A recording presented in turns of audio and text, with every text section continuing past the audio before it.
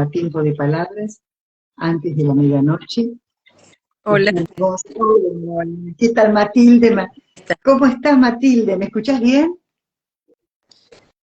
¿Me estás escuchando bien? Sí, perfecto. Perfecto, bueno. Matilde Marín, bienvenida. Muchísimas gracias por permitirme hacerte esta entrevista, esta charla informal.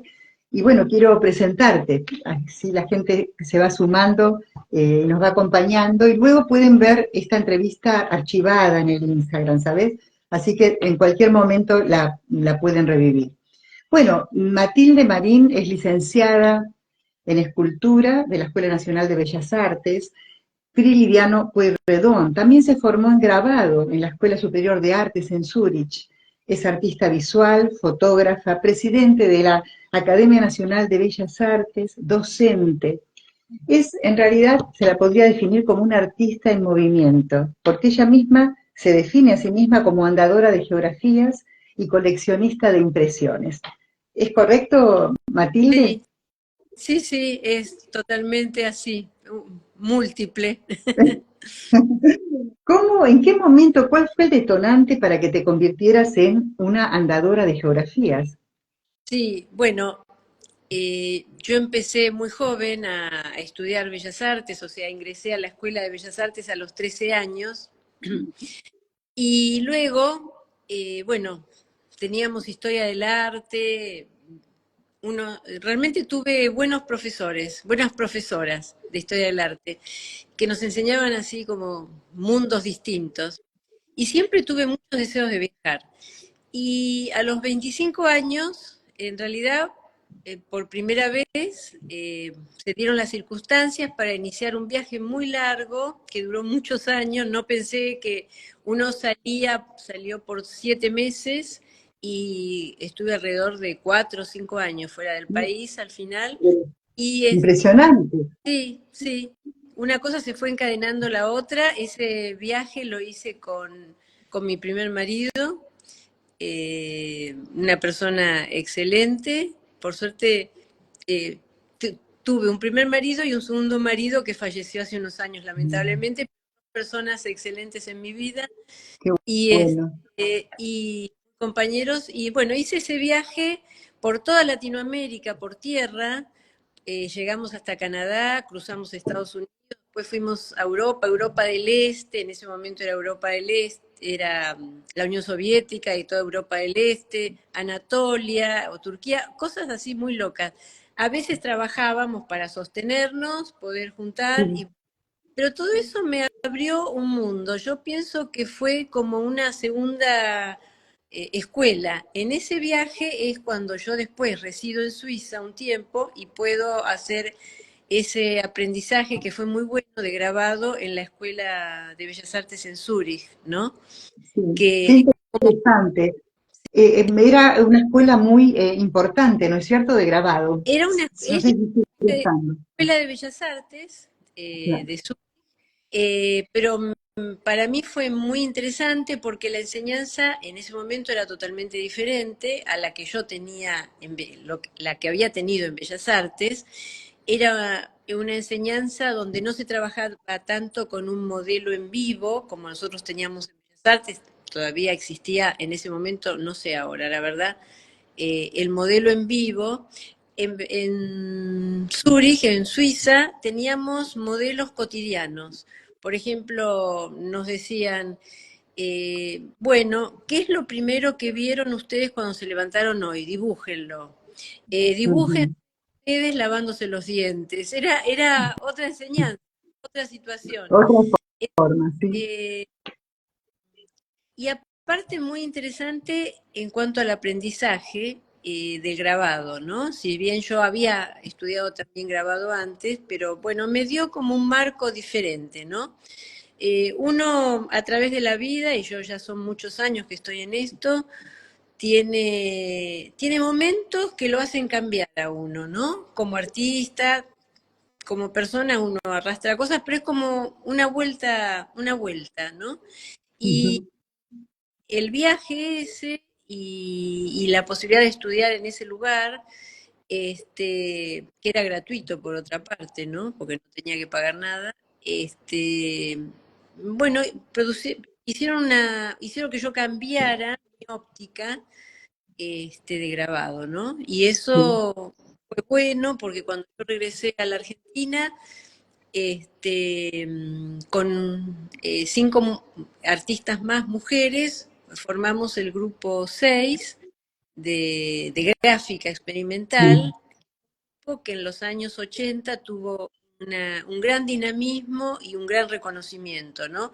Aparte fue como el primer grupo, y creo que es el único prácticamente, de mujeres artistas que Sí. hubo, ¿no?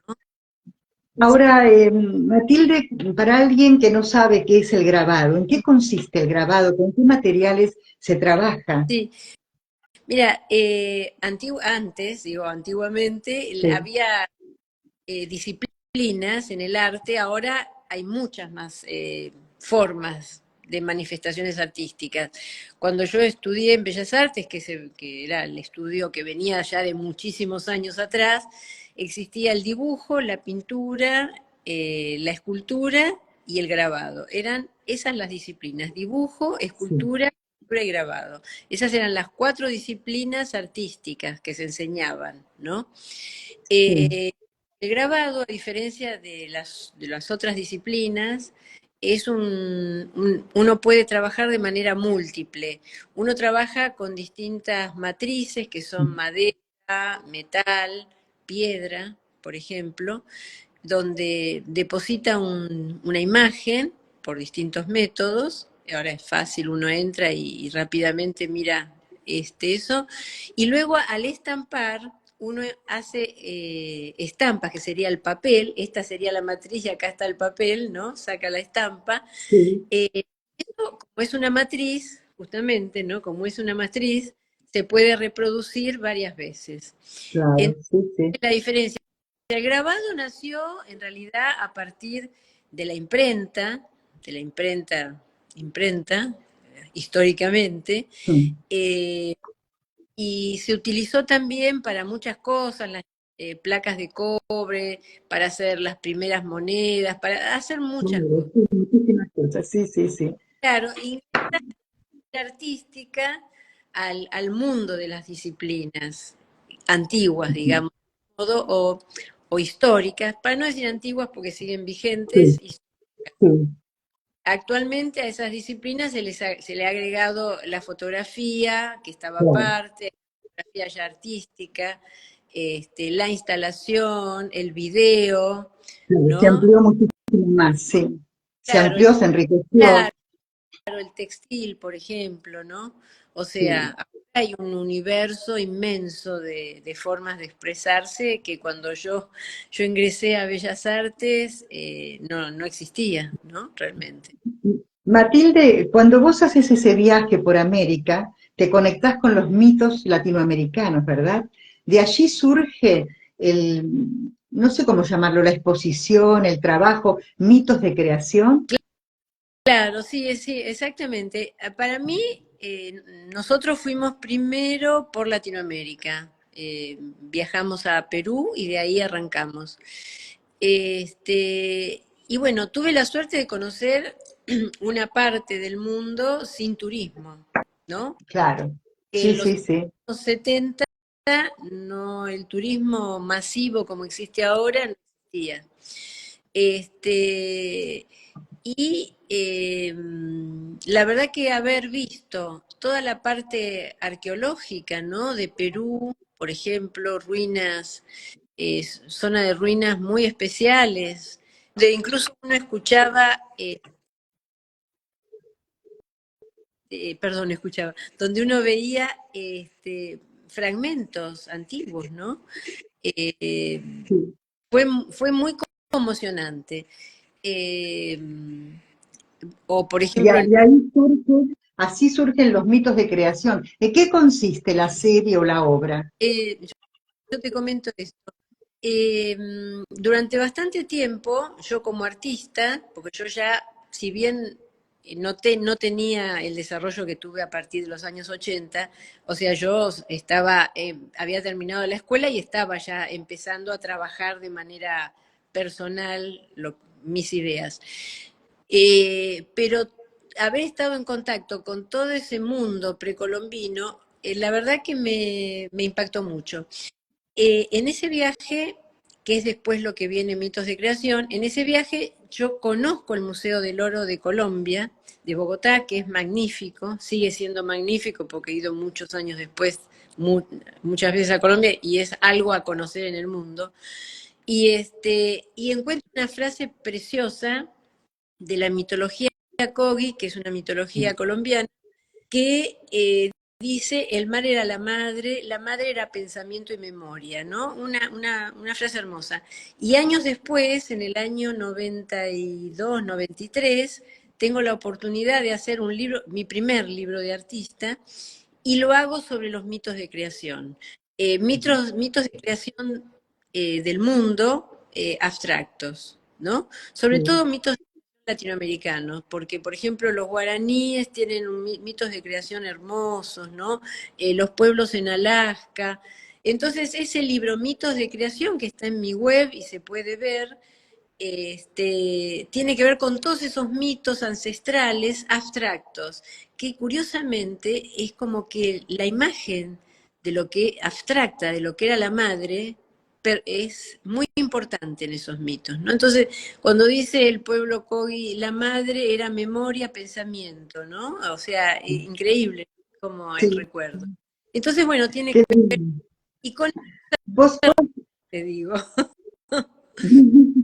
vos decís que, bueno, el libro de artista, ¿qué es un libro de artista? Porque ahora estás con una segunda edición de libro de artista. ¿Tiene que ver con este primero o no? ¿Es totalmente, o está modificado? Eh, bueno, es así. El libro de artista es una práctica que comienza a darse en los años 60 eh, y hay, bueno, siempre se mencionan a dos personas, Dieter Roth es un suizo y hay un americano también, que siempre cuando se habla quién creó el libro de artista, se habla de esas personas. Yo me inclino por Dieter Roth, que es el suizo, ¿no? Que ya falleció, un personaje fantástico. Yo hice varios libros de artista y participé mucho en los años 90 de esa eclosión que hubo en Latinoamérica sobre el libro de artista. Eh, lo que yo hice ahora, en realidad, fue un libro teórico que se llama libro de artista, objeto de sí mismo. Bueno, ese libro, que es teórico, la verdad que es muy interesante. Es algo que yo quería hacer, porque con los años uno dice, bueno, a ver, ¿qué cosas quiero dejar? ¿Qué cosas quiero mostrar? Etcétera. Sí. Entonces, este libro que lo hice con Natalia Silverleib, que ella hizo la parte teórica y yo hice como la escena de los 90, es un libro que viene a llenar un espacio que no existía. O sea, hay mucha bibliografía en Europa y en Estados Unidos sobre lo que vos me preguntaste, ¿qué es un libro de artista? ¿Qué es un libro de artista? Claro. El libro de artista es un proyecto de un artista. No es el libro ilustrado, que es el que hacía Picasso, que el libro que tiene que ver cuando uno trabaja con escritores, etcétera. El libro de artista es un proyecto en sí mismo, es un proyecto de un artista, aunque ahora trabajan mucho editores. Y a mí me pareció interesante dejar registro en este libro de todo el movimiento que había habido en los años 90. Invité a Natalia Silverleib, que es una teórica realmente muy buena del libro de artista, y juntas armamos esto y armamos una serie te lo voy a hacer llegar. Bueno. Muy lindo, ¿no? Se lee muy fácil. O sea, no es, no es tan técnico que no lo puede entender No, alguien que no sea del ámbito. porque aparte hay 6 entrevistas fantásticas que le hicimos a gente que tiene que ver con el libro de artista en este momento en el mundo. Por ejemplo, la que dirige Art Libris Barcelona, el teórico brasilero sobre el libro de artista, una editora en Berlín. O sea, es un libro Sí. que realmente, yo lo presentamos en el Malva el año pasado y bueno, lo tenemos en las librerías y en Mercado Libre. Pero yo lo que veo, y eso me emociona, que lo busca gente de otras partes de todo el país, de las escuelas de bellas artes, de las facultades, porque claro, es un libro que sirve para el estudio. Claro, que es útil para el estudio, para la carrera, claro, está bien. Sí, La verdad que es muy interesante. Matilde, ahora vos nombraste Berlín y entonces recordé, porque estuve hace poco en el Centro Cultural Recoleta, fui a ver la muestra de Cuánto pesa el amor y ahí vi tus fotografías del Hotel Bogotá en Berlín cuando vos estuviste en 2010. Contanos un poco cómo fue esa historia, porque sacaste un montón de fotos que quedaron un poco dormidas primero y luego las expusiste, ¿no? A ver, ¿cómo fue eso? sí. Sí, bueno, yo particularmente, cada artista tiene su método, ¿no? De trabajo. Digamos, yo trabajo mucho en simultáneo y voy, cuando viajo bastante por trabajo y entonces voy haciendo fotos de cosas que me resultan raras, diferentes, etcétera, etcétera, y muchas veces las dejo tranquilas y después las saco a luz. El caso del Hotel Bogotá en Berlín, por eso la suite se llama Suite Bogotá Berlín, Sí, eh, fue así, ¿no? Yo en el 2010 viajé a Berlín porque se hizo conjuntamente con la muestra del libro en Frankfurt. Era una muestra, eran muestras oficiales que había. La Argentina había sido invitada especial a Frankfurt y para eso se hicieron varias muestras colaterales. Yo participaba en una que estaba en Berlín, en la, en la Academia de Artes de Berlín. Bien, y con un grupo más de artistas y críticos de artes, era una delegación grande, nos alojamos en el Hotel Bogotá, que a mí ya me llamó la atención, me llamó la atención el nombre, el Bogotá en nombre. Berlín. Bueno, Sí, entré a ese hotel, era rarísimo el hotel. Era impecable, súper limpio, bueno, como todos los alemanes, ¿no?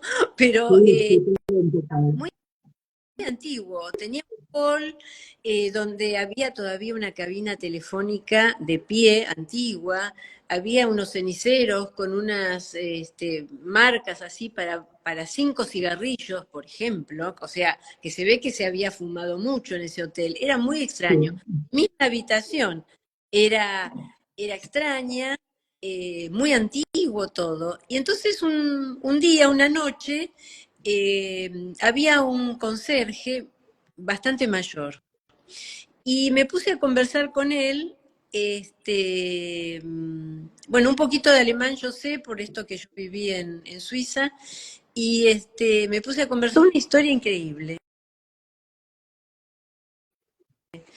Me contó eso que ahora está en la muestra Cuánto pesa el amor en el Centro Recoleta. sí, El hotel ese había sido en los principios del siglo XX departamentos donde habían vivido coleccionistas, fotógrafos. eh, Había una fotógrafa especialmente que invitaba a los estudiantes de la Bauhaus a hacerse fotos ahí y bueno, estudio, etcétera, etcétera. Cuando viene el nazismo, sí, muchos de los que vivían ahí, que eran de origen judío, son llevados al campo de concentración. La fotógrafa esta que menciono fue una de ellas. sí, Y es ocupado por las fuerzas del Tercer Reich a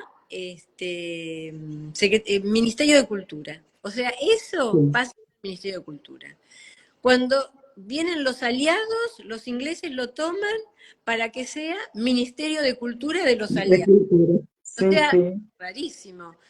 Y sí, luego, en los años 60, sale a la venta. O sea, porque se ve que ya empiezan a ordenar el país, Alemania empieza a ordenarse y deciden vender inmuebles y venden ese, lo sacan a la venta. Y lo compra un señor judío alemán que había huido a Bogotá, Colombia, sí, donde sí. esos años y se entera que se vende ese inmueble antiguo. Lo compra, vuelve a Por eso Alemania, el nombre, ¿no? claro, Le pone el nombre y en lo homenaje. lo transforma en un hotel y le pone Bogotá, el Hotel Bogotá Berlín. Es Sí. impresionante. Fue Impresionante, una, impresionante. claro, y el señor el dueño del hotel, le gustaba el arte, con lo cual también eso me extrañó. Había instalaciones, exposiciones de fotografías, muchos artistas de los años 60, famosísimos artistas del rock, pop, eh, Sí, visitaban el lugar, estaban en el lugar, fue como un ícono ese hotel sí. en Berlín. Y lamentablemente, en el, creo que en el 19, eh, En el, el, sí, en creo que en 2013. 2013, perdón. Yo Sí, estuve en el sí, sí. 10, en el 2013, sí. El señor fallece y se ve que no tenía herederos y los sobrinos creo, lo venden. Y hubo muchas marchas en Berlín de gente de la cultura para que se preserve ese hotel, porque era increíble. Claro. Pero bueno, no. Lo destruyeron, lo Lo- derrumbaron, ¿no es cierto? y supongo que debe haber algún edificio ahora en lugar porque Sí. estaba muy bien ubicado. Estaba ahí, Ahora, cuadras. Matilde, vos con esas fotos, ¿no? Fue un doble hecho histórico, Claro, porque por una parte rescataste toda esa situación y además al el hotel desaparecer se convirtió en un valor mayor, ¿no? De memoria. Ahora, si hoy fueras allí y el hotel estuviera, ¿qué fotos sacarías que no sacaste en ese momento, que hoy, digamos, toma mayor valor porque no está? claro. Sí, por ahí sacaría más de la entrada, del ingreso, ¿no? Este, sí, siempre cuando uno regresa nunca es igual las cosas, ¿no? No, A pesar sí, es verdad. de que eso había sido siempre igual, pero evidentemente no. Sí, probablemente le sacaría más fotos a la fachada, que en su momento no lo hice, ¿no? Y la Sí, fachada es una cosa para registrar. Sí, sí. haría otra obra, seguramente. Otra obra, claro. Seguro que sí, pero muy interesante, me encantó. Y trabajaste todo en blanco, en blanco y negro, Sí, en grises. las fotos originales son en color. Ah, Las fotos veo, en color y fue una decisión que yo tomé que sean en blanco y negro. Y en el Recoleta están las fotos en blanco y negro y está la historia también. De sí, algún, sí, sí, a mí me gusta que en cierto momento esté la fotografía y también la historia, ¿no? Porque yo trabajo mucho con historia, trabajo mucho con la idea del artista testigo, ¿no? De lo que ve el artista y lo que quiere dejar y mostrar, esa huella, ese registro, ¿no? Mis obras tienen sí. que ver, por ejemplo, qué sé yo, la serie que tengo sobre los faros del A mundo. esa historia me encantó. Creo que fuiste una mujer que rescató los faros de distintos lugares del mundo. Contá por qué te interesó, me encantó esa historia, por qué te interesó, Farus se llama la muestra, ¿no? Se llama Farus, una amiga mía chilena, muy amiga, eh, un día me manda una nota, porque habíamos estado hablando de los faros, no sé por qué, Sí, y entonces me envía una nota que dice que los faros en el mundo van a dejar de emitir la luz porque existe el GPS y ya no son necesarios. Y a mí me impactó mucho esa noticia, ¿no? terrible. Pasa. Entonces me puse a buscar por internet los faros, qué quería, qué sé yo, qué quería decir, y me sale la palabra faro en griego Sí, antiguo, que es la luz que guía el destino de los hombres. nada Y menos, nada menos. pareció impactante. Me pareció, yo dije, la luz que guió el destino de los hombres desde del faro de Alejandría en Egipto se apaga. O sea, Qué me parece terrible, ¿no? mundo Terrible. que en el mundo que andamos a tientas en realidad porque hay tantos conflictos, ¿no? Entonces, eso me generó una idea de decir, bueno, acá cada viaje que haga de trabajo voy a buscar faros emblemáticos que tengan una historia. Y esos faros los voy a rescatar, los voy a fotografiar. Y ahí así se fue conformando lo que en el arte se llama working progress, como un trabajo en progreso que se va haciendo, que Sí, no se sí. termina. Sí, Y, sí, y hice faros interesantes. Algunos me costaron muchísimo, la verdad, pero llegar hasta allí. sí, sí, por ejemplo, uno de ellos me pasó con el faro de Víctor Hugo. Una amiga de Barcelona, que es artista, me dijo, tienes que ir al faro de Víctor Hugo, y me lo largó así. Yo dije, ¿dónde queda el faro de Víctor Hugo? No, queda por el canal de la Mancha. Yo dije, rarísimo el faro de Víctor Hugo. Bueno, y estuve mucho tiempo tratando de ubicar al faro de Víctor Hugo. Y hasta que al final, de casualidad, en un chat en Google aparece una española X que contaba su viaje al faro de Víctor Hugo, que resulta que es en un canal, una isla del Canal de la Mancha, que se llama la isla de Jersey, que queda frente a Francia, donde se refugia Víctor Hugo cuando creo que Napoleón III lo persigue. Y Víctor Hugo se va a esa isla que en realidad pertenece a Inglaterra, donde todo el tiempo tenía frente a Francia y el faro lo tenía frente a su escritorio prácticamente, y ahí escribe Los Miserables. Maravilloso, Entonces maravilloso. Ahora realmente es una vida de aventuras la tuya y de investigación. La verdad es que dejás por escrito también estas historias, las guardás, tenés pensado hacer algo que tenga que ver, más allá del libro de artista, objeto de sí mismo, que es más técnico, algo que tenga que ver con las anécdotas de viaje. una idea, sí, hay una idea que tengo de hacer un libro sobre viajes, ¿no? Sobre el artista viajero, ¿no? Qué lindo. Porque ahora, bueno, también por cómo se vive el arte. En Sí, este momento, bueno, los artistas viajan mucho para exponer, ¿no? Pero en sí. mi caso yo viajo para exponer, pero siempre saco cosas de esos viajes, o sea, me escapo para hacer otros viajes. Sí, me doy cuenta que soy bastante aventurera, ¿no? La verdad. Sí, y Sí.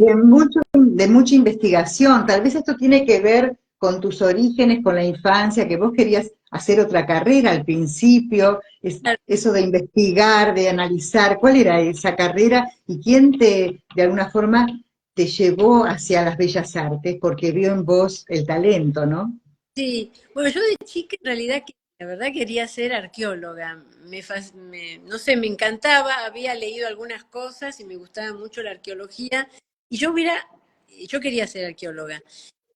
Pero, qué sé yo, pero estuvo bien en realidad, porque mi padre, que vio que a mí me gustaban otras cosas, que vio posibilidad, en fin, gra- yo siempre digo que me salvó la vida, ¿no? Porque a los 12 años me llevó a Bellas Artes y bueno, rendí el examen, ingresé a Bellas Artes y le agradecí siempre, la verdad, a mi padre, porque supo ver en mí algo más, ¿no? Y entonces, por suerte, no fui ni a comercial, ni a nacional, ni nada. Yo, 12, con 13 años, ingreso a Bellas Artes y ingreso a una vida distinta, ¿no? Eh, Claro. sí, en realidad, a veces pienso, sí, de todas maneras hubiera hecho algo que tenía que ver con el arte, por ahí se hubiera ido a Nacional normal, después hubiera terminado como arqueóloga, no sé, pero, es un- pero el arte es una carrera realmente muy, muy interesante. Si Muy uno interesante. la sabe vivir, la verdad. Sí. Matilde, vos estás muy vinculada en tu obra con el paisaje. En una determinada época comenzás directamente a volcarte y yo tomé, es muy difícil sintetizar toda tu carrera y elegir porque todo es tan interesante, pero bueno, tomo dos aspectos vinculados con el paisaje, que es paisajes indeterminados, que hay algo que me choqueó muchísimo de lo que contás, y también itinerarios, Sí, ¿sí? Eh, de donde te empieza a interesar también el tema del medio ambiente, ¿sí? Es decir, contanos un poquito primero sobre paisajes indeterminados. ¿Por qué indeterminados? ¿Y qué importancia tuvo el silencio en ese primer paisaje que a vos te deslumbró? sí. Bueno, mira, paisajes indeterminados. Yo tengo un hermano que en este momento vive en China, en Shanghái, quizás nos está escuchando porque se lo pasé.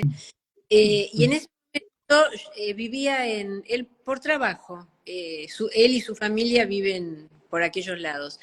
Y en ese momento él vivía en Tailandia. Y entonces decidí hacer un viaje a la región, y que lo hice con una amiga del ambiente, que si hay gente que está en el ambiente la va a conocer, que es Valeria Fitterman, que ella es directora de la Fundación Clem, y que es muy amiga mía y me ha acompañado en muchas aventuras. Bueno, entonces fuimos para allá y a visitar a mi hermano.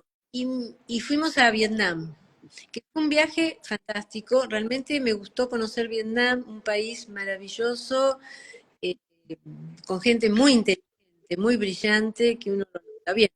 Y entonces, estando en Vietnam, eh, salió la posibilidad de ir a la bahía de Halong, que yo la verdad no la conocía, no tenía la menor idea que existía, y fuimos para allá. Mi hermano, que sí había estado en Vietnam antes, bueno, nos acompañó, y la verdad que cuando yo llegué ahí, me quedé, o sea, incursionamos, o sea, nos metimos. Es una bahía muy calma, muy grande, con rocas inmensas, con distintas formaciones, un silencio. Es una situación que uno se sumerge navegando por ahí y no tiene realmente ningún punto de referencia en donde uno está. Eh, No me había Vos pasado. lo comparás un poco ese silencio de allí con el silencio de la Patagonia argentina y Sí, chilena, ¿puede ser? sí, Que sea, sí, ¿cómo es ese silencio? Contale a la gente que no estuvo, ¿cómo es ese sí. silencio? Sí, bueno, es cierto, yo lo comparo, yo he ido muchísimo a la Patagonia porque los otros paisajes son de la Patagonia. Y bueno, no sé, tuve una sensación de estar en un lugar sin un contexto, ¿no? Sin un contexto, absolutamente como un silencio que a su vez se sentía, ¿no? Claro, Y y bueno, y ahí también hice una serie de paisajes que me gustaron mucho hacer. Después los hice, ¿no? Y sí. yendo a los otros paisajes horizontales, creo que me preguntaste, ¿no? No, no, no, itinerarios que Ay, tiene que ver con el paisaje puro sí, y el paisaje donde el hombre claro, intervino y, como siempre, el hombre destruye, es- mancha, arruina.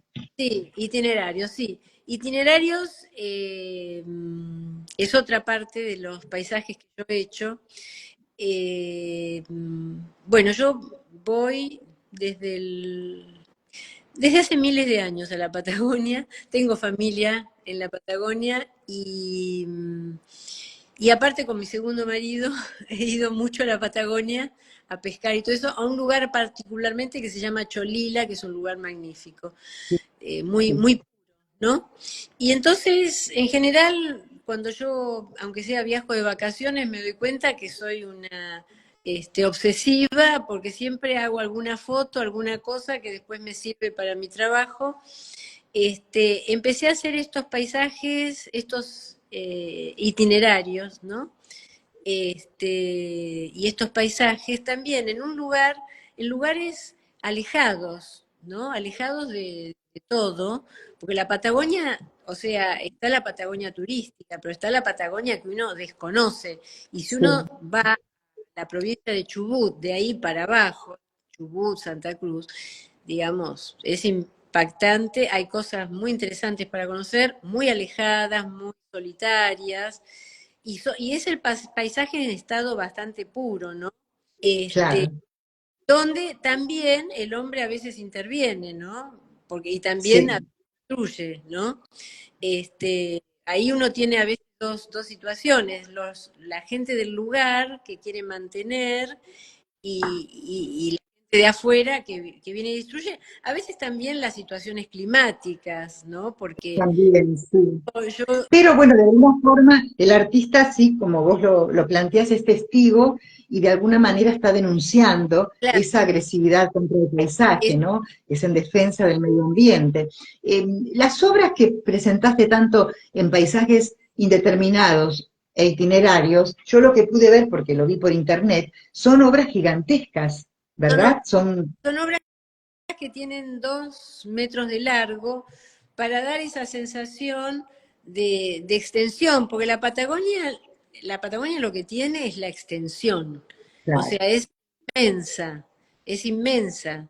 Eh, yo tengo una conocida que es polaca y ella estuvo en Argentina y yo la conocí de una muestra que fui a Polonia y ella después vino a la Argentina y fuimos a la quería conocerla y, y me dijo, me siento que estoy desnuda, que no, claro, no, para una europea con todo sí. abigarrado, estar en la Patagonia es una cosa que puede ser hasta terrorífica de golpe. Pueden Sí, admirar los sí. paisajes, pero también se sienten, como ella me dijo, me siento Se desnuda, sí. Yo creo que da la medida exacta de lo humano, ¿no? exacto. Pequeño. Sí, realmente. Qué interesante todo lo que contás, Matilde. Mira, tengo como rescate así dos obras o series, no sé cómo llamarlas, supongo que son series, Mantos de papel y Juego de manos, que las dos me encantaron. En ¿Cuál, Juego de manos, la primera ¿cómo? de papel, cuál dijiste? Mantos de papel, A los mantos de papel y sí, juego. Te escucho, sí. sí.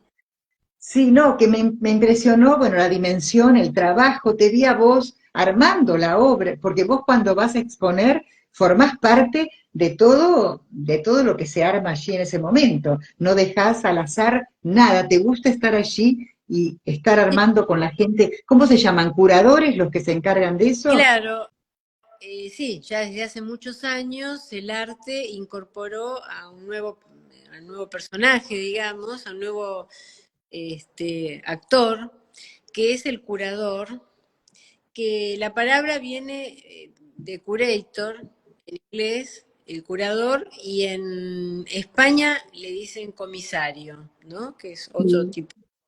Pero la más común es el curador, que es el intermediario entre el artista y la institución. Y, y es interesante porque uno, digamos, yo he podido trabajar con curadores, curadoras muy buenas, muy buenos, y colaboran mucho, ayudan mucho. El curador lo que hace es seleccionar con el artista las obras, trabajar con el montaje de esas obras, hacer el texto, o sea, un trabajo bastante integral, ¿no? Y a mí sí, a mí el momento del montaje me gusta muchísimo. Es muy interesante, muy bueno, uno aprende mucho hasta de la misma obra, ¿no? Y a mí particularmente me gusta mucho. Y esas series que vos mencionaste son distintas. Juego de Manos es una serie que yo hice cuando fui dejando el grabado. Yo fui grabadora durante mucho tiempo, o sea, tengo premios importantes, ¿no? Como grabadora, sí, qué sé yo, el Latino, el Premio Nacional, qué sé yo, sí, varios. Pero yo hubo un momento que, bueno, yo tuve un accidente en las manos justamente por los rodillos grandes que yo manejaba y y bueno, y unas bases que moví en Chile, bueno, tuve un problema en las manos, la cuestión que tuve 2 operaciones y eso me dejó con una fuerza relativa. mm, Entonces me di cuenta que podía seguir haciendo lo que hacía Y ahí fui haciendo el tránsito a la fotografía y Juego de Manos fue mi tránsito. Digamos, Hermoso. Me encanta, en blanco y negro también. Es mono, muy, muy estético, muy, muy artístico, es maravilloso. sí, ¿En qué esa te serie, inspiraste? ¿Cuál fue la inspiración en eso? ¿Por qué Juego de Manos? Juego ¿Por de qué por, poner el foco aquí? claro, fue por dos situaciones. Una, porque yo ahí estaba cambiando con el tema de mis manos por mis operaciones, que no es Sí. túnel, no es otra cosa que se llama mal de Degerbein, que es el tendón. Es otra historia, que es bastante doloroso. Y bueno, uno por esto, y yo seguía con la cosa así un poco antropológica. Entonces recordé un poco los juegos de manos que hacíamos en la infancia, pero también recordé los juegos de manos en Alaska, los pueblos. Aún ahora utilizan los juegos de manos famosos, vieron con los hilos, Sí, ¿no? con los estilos, me encantó.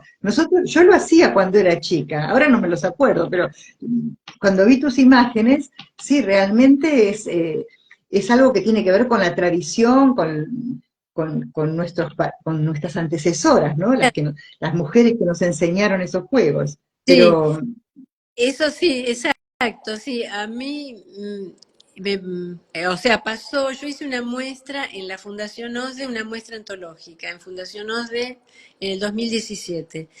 Y estaban los juegos de mano, porque como era antológica, había un poco desde la parte de que yo cambio y salgo del grabado y empiezo ya con la cosa entre grabado y fotográfica. Y había un señor, un cuidador de seguridad, que sabía hacer todos los juegos. Entonces, claro, como en la fundación recibían colegios con chicos, el señor lo que hizo fue se llevaba hilos y cuando venían los chicos del colegio les hacía los juegos, ¿no? muy bueno. Hacían las fotografías con los hilos y hacían, lindísimo, me pareció cuando me enteré. Hermoso, hermoso y didáctico. Y, y el tema de los mantos que vos decís, todo esto los que quieran lo pueden ver en mi web, matildemarin.com. Ahí la Sí, web, este, los mantos, es obra muy grande esa. Esa es obra sí. inmensa, qué sé yo, de 6 metros por 5 metros, por 8 metros, por... Impresionante, impresionante montar eso. Yo Sí, te veía a vos subida a una escalera y trabajando, digo, es impresionante, porque está el trabajo artístico, sí, creativo, de creatividad, pero está después poner el cuerpo. sí, sí. Sí. Sí, bueno, ahora te digo que los artistas ponen mucho el cuerpo, ¿eh? Sí, Cosa que antes no sucedía, ¿no? Por el tipo de obra que se realiza, ¿no? Viste, los claro, sí, sí, montones muy complejos, ¿no? Y bueno, y cuando uno quiere que cierta cosa quede de tal forma, bueno, se tiene que arriesgar, la verdad. El año pasado sí, se montó en una muestra uno de los mantos, que yo no me acuerdo la medida que tenía, 8 metros por 12 metros, no sé, una cosa inmensa. Y yo me subía, cada vez que me subía a la escalera, yo lo trabajo con asistentes, ¿no? Pero sí, me subía a veces muy sí, alto y te digo que claro, sí, espero no caerme porque la verdad muy que, tremendo, es tremendo. Hay bueno, uno que se llama El manto del océano, y que claro, tiene que ver con la protección, y estuve leyendo que cada papelito, decía el crítico, es como un haiku. Lo mencionó claro, así. claro, sí. Son mantos hechos de papelitos chiquitos, papeles hechos a mano, que yo los hago en un lugar maravilloso que se llama Molino de Pan, que hacen papeles de todo tipo hechos a mano. Y es un lugar muy mágico, Molino de Pan. Y ahí siempre hago se hacen los papeles estos, son todos papeles pequeños del tamaño de la mano, más o menos, que se van Sí, encimando en módulos, en tela, que después se ubican. Ahora, claro, sí, sí. uno de los mantos, el primero se llamó de la utopía y después yo hice mantos por ejemplo, el manto del océano estuvo en la Bienal de La Habana, que es un manto como de protección, ¿no? Realmente, tenía que ver con La Habana, con el mar, etcétera, etcétera. Después tengo el manto de Próspero, que es un manto rojo totalmente, que es muy Un impactante. homenaje a Shakespeare, a la tempestad. Claro, tiene que ver con Próspero, con la tempestad. A mí es un... Shakespeare es alguien que me resulta, no sé, muy interesante, importantísimo. He leído muchísimo, bueno, y eso fue lo hice en una versión pequeña para una muestra que se hizo en el British Art Council hace varios años, en los 90, y después lo repetí en distintas versiones, pero lo interesante de ese manto es la historia, porque en La Tempestad, Próspero, que es el rey de un lugar, es el manto que se pone para escuchar a sus enemigos, porque lo hace invisible, y poder salvar su país. No sé, me pareció como una metáfora interesante, ¿no? De la libertad. Muy interesante. Sí, sí. Sí, entonces, bueno, cada manto tiene su, su intención, por así decirlo, Sí. ¿no? Sí, Matilde, voy a hacer una pequeña pausa porque es tanta la gente que se sumó y que mandaron mensajes. No puedo leer sobre todos, pero algunos los quiero mencionar en agradecimiento. sí. Steel Books, Marcela Cabuti, Ah, María Isabel, Juan Cabrera, y acá es Irene Serna, Squasini, María Cristina, Maquistán Pauline, Catalina Chervín, Osvaldo Monzó, Lina Estudio, Genoveva Fernández, Liliana Prando, Alicia Strupeni, Sans Dólar, Evangelina Marchesi, Betania Cremona, Viviana Albamonte, Natu, Lucía, María Borsetti, Valeria, bueno, tanta gente, Julio Sánchez, Carla, Marta Salinas, Fabián Escopa, Carlos Lennon. Les agradecemos a todos y a los que se siguen sumando. Acá tenemos a Julieta Naldi, eh, Jofares 53. Bueno, muchísimas gracias a los que nos están acompañando. Quería hacer este paréntesis porque, bueno, no lo quería dejar pasar. Te saludan y te agradecen. no, yo Eh, agradezco a ellos, ¿no? Que estén compartiendo. Sí, que estén compartiendo ya a esta sí, hora, ¿no? Que sí, es un poquito tarde, pero bueno. Te quería preguntar para ir redondeando ya hacia el final, el tema del artista. Escuché una frase que vos dijiste que creo que es de Picasso, que es, no hay, que época de genios se terminan, pero viene la época de los talentos, ¿no? sí. Y entonces eh, estaba pensando en vos que sos docente, con tu tarea docente, ¿cómo trabajás el tema con los jóvenes que van a ser futuros artistas? ¿Sí? El tema de éxito, de llegar al receptor, porque a veces hay un aparato de marketing terrible para algunos grupos y para otros que no llegan nunca y sin embargo son talentosos, tienen valores, y vos haces tres pilares importantes, que es la profundidad de los trabajos, el compromiso y la ética. ¿Qué, ¿Les hablas a tus alumnos de esto y cómo, qué dicen ellos? ¿En qué situación están como futuros artistas? Sí, bueno, yo te cuento, yo siempre he dado seminarios cortos, ¿no? O sea, soy como una docente de algún modo, entre comillas, libre, porque lo he decidido así y en otras épocas yo tenía taller con enseñanza ya desde el 2000, ¿no? Y también he enseñado mucho en facultades, en universidades, en posgrados, todo eso. Entonces, el universo de los artistas que yo, a los que conozco, digamos, es muy diverso, porque es desde estudiantes o estudiantes de posgrado a artistas ya formados, por ejemplo. Claro. Voy a, a las provincias y se hacen esos intensivos, por ejemplo, de 3 días, 4 días, donde es como una inmersión en el arte. Y ese es un tema que se habla mucho, porque yo veo que hay mucho talento, pero sí, muchas veces cuesta entender el sistema del arte. El sistema del arte se ha vuelto muy complejo. Digamos, cuando yo comencé, de algún modo la legalización venía por los premios que había y que eran 7 premios, digamos. Ahora el universo es inmenso, hay muchas empresas que dan premios, fundaciones, de todo, ¿no? Entonces, es muy complejo, muy complejo, muy complejo, y yo pienso que los artistas dicen que comienzan y quieren tener un inicio, dicen, bueno, ¿por dónde entro, no?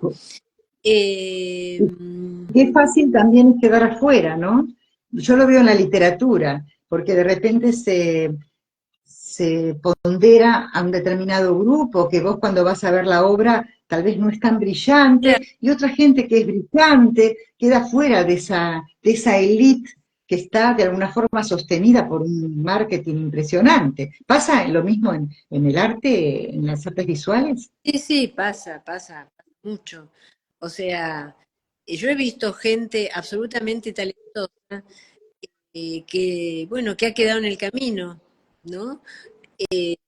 Eso, pero yo muchas veces pienso que la constancia es, a veces no es tanto, esa frase que vos dijiste me la dijeron en Bellas Artes cuando yo empecé en Bellas Artes, que Picasso dijo que se había terminado ya la época de la De época, los genios. y eso creo que ya nadie puede inventar nada, porque hasta No. se inventaba, surrealismo, todo eso fueron grandes inventos de algún modo, de la Sí, imagen. Pero sí, ya en este momento no se puede inventar nada, o sea, lo que se puede hacer son como recreaciones lo más originales posible de lo que uno piensa sobre lo que es el teatro, y pienso que en la literatura debe ser lo mismo, o sea, sí, aproximaciones populares, ¿no? Que uno puede sí. dar cosas. Encontrar otra manera de decir lo que ya se dijo mil veces, ¿no? Exactamente, exactamente. Y yo lo que creo que la constancia es una parte importante. Nosotros hemos tenido un artista, León Ferrari, que, bueno, falleció hace unos años, pero León fue reconocido cerca de los 90 años. Y entonces, Increíble, increíble. no, y él se reía porque fue un gran artista toda su vida, pero resulta que a los 90 años se dieron cuenta que era un gran artista. No, es terrible, es una cosa terrible. Claro, Bueno, entonces menos mal que él lo tomaba bien, porque bueno, lo que importa es el arte que él realizaba, ¿no? él se reía muchas veces y entonces él decía, bueno, lleguen a los 90 que ahí los van a reconocer, ¿no? Lo decía de manera chistosa, porque a él le había pasado, de Sí, casualidad, y ha sucedido, sí, porque él era como un militante del arte, circulaba, pero no llegaba. Entonces claro, sí, sí, es complejo. Yo creo que no hay como una receta, ¿no? sí. Eh, sí creo que uno tiene que ser ético, ¿sí? Porque es importante. El arte tiene que ser honesto, lo más honesto del mundo, de lo posible, porque uno está jugando con mostrando cosas a otras personas, Claro. Sí, ¿no? sí, sí. Entonces, bueno, es importante eso. Y y, y tener también constancia, ¿no? Porque la constancia es una parte de esto, ¿no? Es Aparte, importante, sí. sí, aparte siempre es un zigzag, ¿no? Porque, por ejemplo, pasa muchas veces que en la parte del arte hay artistas que han sido exitosos en una etapa, pero sumamente exitosos, muy exitosos. Y de golpe cambia la faceta del arte y empieza otra moda distinta y ellos ya no entran en eso y de golpe desaparecen. O sea, hay injusticia, hay Hay injusticia. injusticia. Y hay que saber adaptarse, que bueno, es una rueda que va girando, ¿no? Y Sí, bueno, sí, es así. Es muy duro ser artista, pero es maravilloso. sí, sí, yo siempre me acuerdo que eh, yo tengo una amiga, que voy a decir el nombre, Graciela Azar, que bueno, es grabadora, es una amiga mía de la parte de la época de estudios, una gran amiga, y me acuerdo que éramos muy jóvenes, habíamos ya terminado la escuela, íbamos caminando por la calle, y ella me decía, yo voy a ganar el premio nacional, y yo le decía, yo no tengo idea qué va a ser de mí. Sí, ganamos el premio nacional finalmente, pero Qué bueno. como, Pero pudo no haber sucedido, y sin embargo hay que seguir claro, luchando. porque en esto es como lo que uno pone, pero también lo que ponen los demás. Entonces, Claro, ahí entra también la crítica, ¿no? El tema de la crítica, que claro, bueno, es subjetiva, no deja de ser subjetiva, ¿no, Matilde? sí, no, es todo, sí, todo es muy subjetivo, todo es muy subjetivo, pero yo lo que creo que si uno funciona con ciertas verdades, digamos, y Sí, si uno busca una cierta originalidad, entre comillas, sí, que lo hay, digamos, en lo que muestra, qué sé yo, finalmente eso se ve, ¿no? Se reconoce de algún modo, sí, ¿no? sí, sí. Y una cosa que muchas veces yo les digo a los, a la gente que a veces hacemos los cursos y todo eso, les digo, una cosa que no hay que hacer, uno está con un crítico, con una crítica, que uno, por ejemplo, en las Sí, situaciones se encuentra, y quizás ese no es el momento para hablar de la obra de uno. El momento claro. de hablar de la obra de uno es por ahí en el taller, si uno invita a alguien y puede conversarlo, pero yo lo que a veces veo que son momentos sociales y entonces a veces les digo, es mejor hablar de las compras del supermercado que sobre la vida, porque el artista es todo. Entonces, Claro, sí, ¿no? sí, sí, sí, sí. Claro, claro que sí. Mira, quiero hacer otro paréntesis porque Vero Bonta dice que muy linda la charla que estamos teniendo. Oscar de Bueno, se sumó Leandro Arte, bueno, y se sigue sumando Andrea Españolo, Cecilia Marina, Molina, bueno, se sigue sumando gente y se los agradecemos muchísimo. La verdad que es una pena que se nos acaba el tiempo, pero es tan enriquecedor conversar con vos, Matilde, y fuiste tan generosa en aceptar esta charla que con tu trayectoria, la verdad es que me sorprendió con la amabilidad y la facilidad con la que me la otorgaste, así que quiero agradecértelo porque no es común. Cuando una persona tiene una gran trayectoria, a veces se encierra un poco, ¿no? Pero así que muchísimas gracias y Me, fue un placer tenerte aquí. bueno, La verdad es que espero un día conocerte bueno, personalmente y la verdad es que te felicito por todo lo que haces y este proyecto de libro de artista, objeto de sí mismo, que para vos es una gran satisfacción y para la gente algo muy útil, ¿no es cierto? Para los artistas y todo, poder dejar referencia de todo eso. sí, ahora se trata de dejar huellas. Ya. Claro, claro, claro que sí, dejar huellas, es cierto. Bueno, nos despedimos, la verdad es que siempre terminamos con alguna anécdota, has contado unas cuantas, así que alguna anécdota que te interese rescatar de toda esa vida rica que tuviste de viajes, de conocer gente, algo que quieras contarnos, ya sea porque es graciosa, emocionante, porque es alocada, no sé, ¿con qué cerrarías esta charla? Ah, bueno, puedo cerrarla con un viaje a un faro, que es el faro del fin del mundo, que Ay, está qué en lindo. el mar Atlántico, pero austral, que está como a 3 horas de Ushuaia.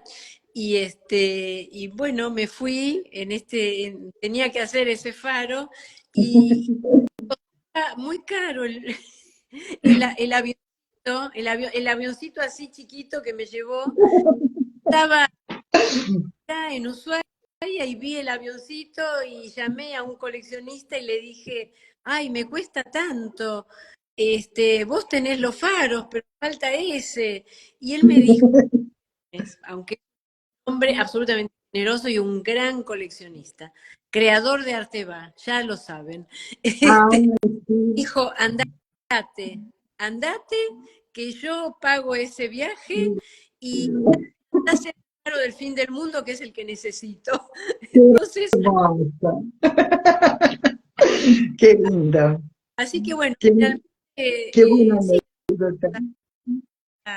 nos da satisfacciones, sí. Bueno.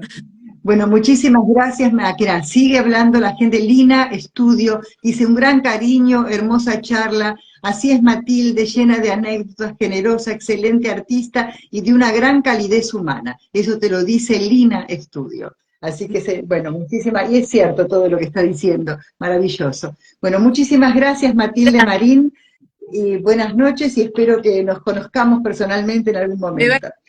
Hasta encantar. Un luego. abrazo para vos y cierro. Hasta luego. Bueno, hasta luego. Muchas gracias. Chau, chau.